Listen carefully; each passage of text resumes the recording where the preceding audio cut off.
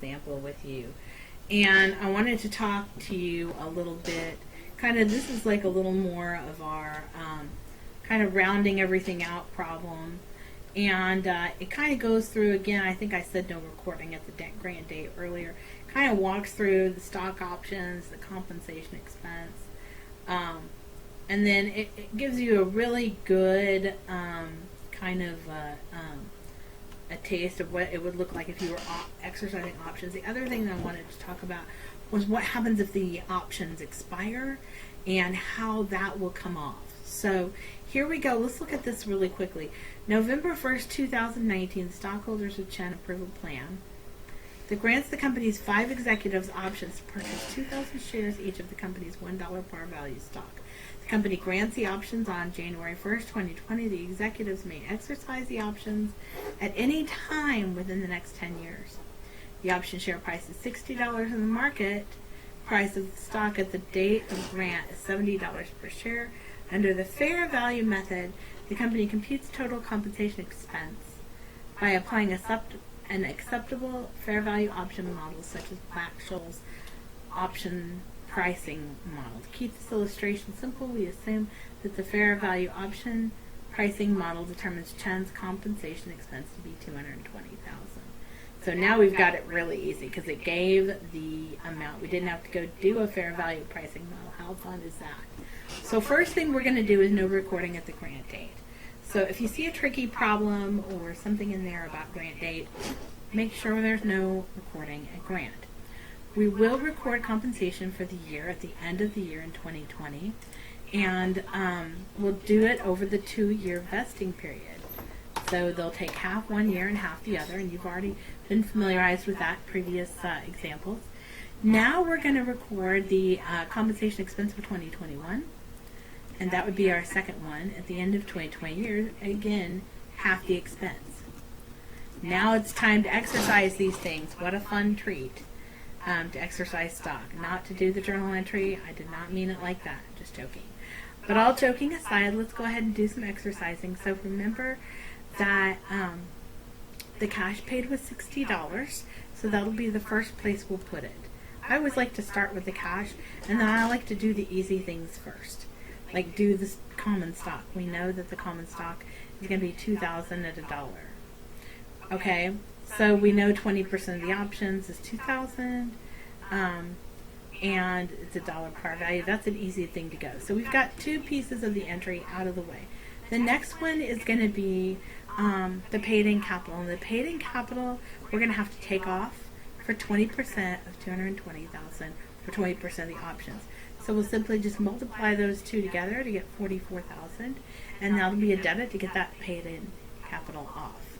All right. So now we've got 3 of the 4, and at this point I tend to plug. That's where I plug.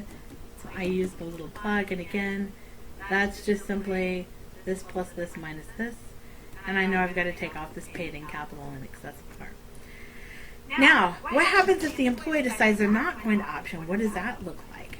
Then we have to take off what didn't get optioned. So they already optioned 20%. They've got 80% left. And so here's where you do the journal entry. And you know what? I think I forgot. I feel kind of bad about it. I didn't mean to. I think I forgot the figure on that. So let's put it in right here. So I'll just put it in real quick if you'll bear with me. 0.8. Oops. This is my eyesight calling here. Times 220,000. You'll get a fresh sheet for your purposes this week. Okay. So not as bad as you think. I think a lot of times, like with these things, students come in, I've seen this before in intermediate too. I've taught this class a few times, and people look at it and they're like, oh my gosh, I don't know any of this terminology. This is all new. Options and warrants. Stock is already intimidating enough, and now I got to deal with this extra stuff. But the reality is, this is really not that hard.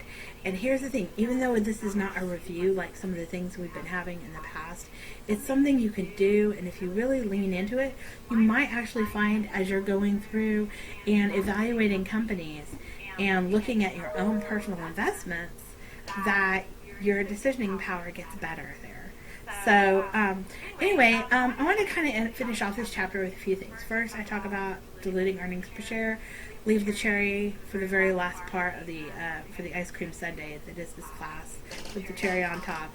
All right, so that, of course, we're going to discuss last. The next thing I want to tell you about, I like to try and tell an interesting story each week, and unfortunately, I don't have one for this week because I've been so invested on my dissertation research that I am exhausted and cannot look up a fun story.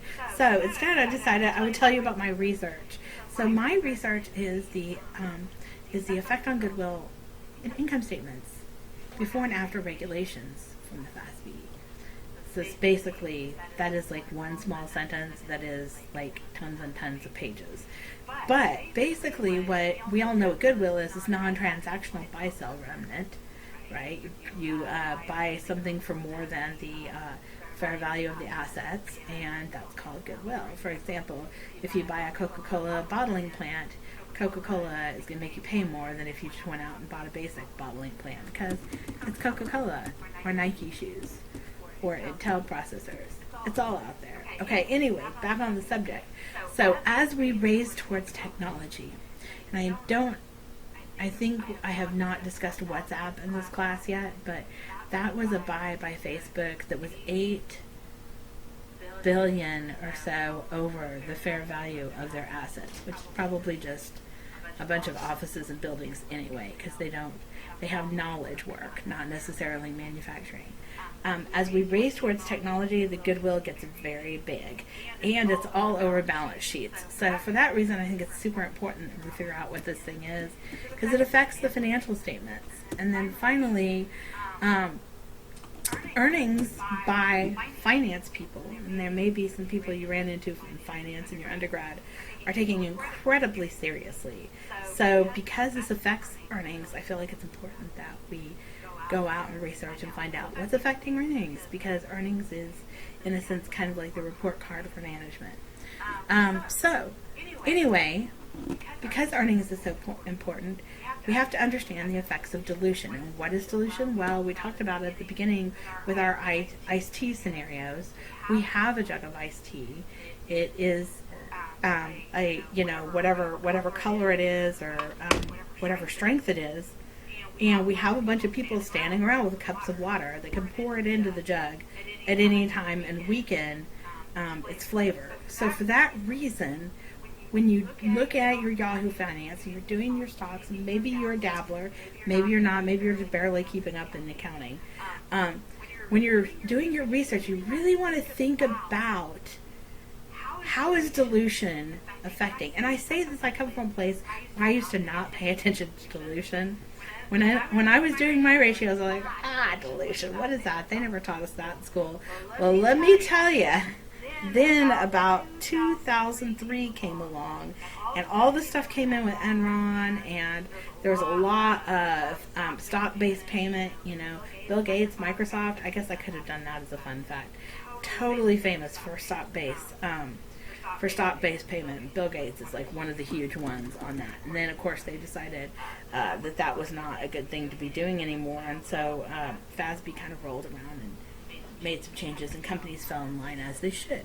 So getting back to it, dilution still is very important.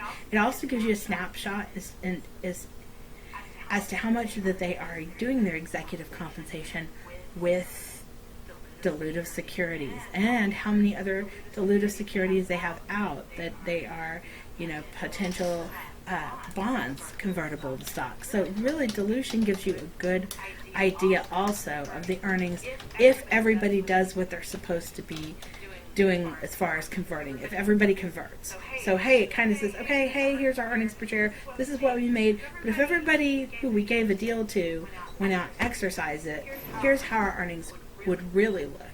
Now, if you want to go down the rabbit hole with me, if you're barely hanging on, then just close your ears, pause the lecture. But if you want to go down the rabbit hole with me, you could look at diluted earnings per share and say, okay, wait a second. This is if everybody does what they're supposed to do. Then you could look at bonds, interest rates, and economic factors, and make a prediction as to whether or not they would be moving towards that diluted earnings per share. And if you are a good financial analyst, you'll have that in the back of your mind. So it's not just the diluted earnings, it's would we be possibly moving towards these diluted earnings? So that's just a little bit of weigh-in from me. I hope you enjoyed the discussion. And believe me, there are a lot of people out there that are privately analyzing stock right now as the market continues to either be on sale or not so much on sale, depending on the day of the week. All right, so let's get into dilution. I just wanted to get my little soapbox. I'll get off of it, and we'll go right into dilution. So here's a base example of earnings per share. We take the net income divided by weighted average of common. And if you're not sure how to do weighted average of common, go hop in the book and look. I didn't want to get too much into that. They talked about different days in the month, and I was like, they can figure that out on their own. They don't need me for that one.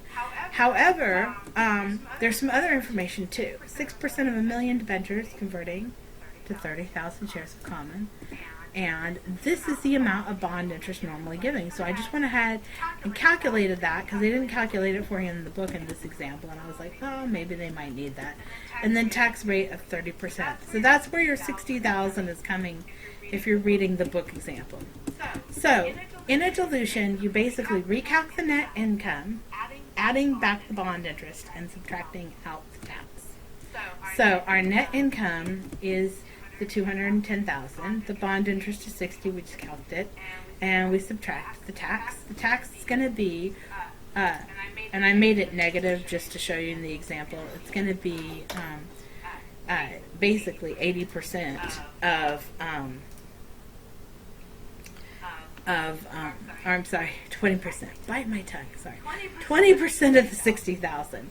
Which is 12,000. And I made it negative by throwing a -1 in there, just to be nice and clean when you added it together. New net income. Okay, so we have to basically back out the bond interest and create a new net income. It would make sense we would back out the bond interest because we're converting it off a bond, and more bond, right? So then I said, oh, here's what the book looks like. The book basically took it at 80% and said, 20% is gone for tax. What's 80% like? And then they basically do the same thing, and I'll add this to your sheet. I see where I can add a few things. I always like to improve on the fly. Here we go. Oops. It's so hard to do it on the spot. There you go. Same thing. Okay. So I just show you the shortcut with the book. Now we're off to the races. Now we're going to look for that diluted earnings per share. So we take the weighted average of common. All right. We add back the shares. And now we have a weighted average of common for dilution. So we add back the shares that we're going to be, or we add the shares that are going to be converted to common. And that's how we have 130,000 in common. Now to get the diluted earnings per share, I'm going to see if I can make this big so we can get both of them in. Maybe, maybe not. Oh, too many spaces. Here we go. Let me just make these smaller real quick so you can see all of it. No, well, here, I'll cell reference so you can see. So the weighted average is going to be, I was hoping I could get this all on the same page. It's going to be your new net income from up here divided by your weighted average common adjusted for dilution, which is basically adding back the common that you're going to convert. And here it is again, new net income divided by weighted average common adjusted. And here's your beautiful dilution, nice and sweet. You can do this. I believe in you, and I think you all are going to do a great job. And the more you stretch yourself, the better you feel when you're done. It's like mental gymnastics. Special favor, I really don't want to lose momentum on our discussions each week. There is a very nice shared-based discussion at the end of the chapter, and I would consider it a personal favor if you would add that in and reference that in some of this week's discussions talk. I know you have your reading and your videos to watch, but if you have a moment, go take a peek at the shared at the back of the chapter, especially if everyone's already replied and now we're looking for more things to talk about. This would be a great thing to add in our discussion. Have a great week, everybody. I hope you're enjoying the sunshine in July, and take care of yourselves and each other. Have a great week. Thank you.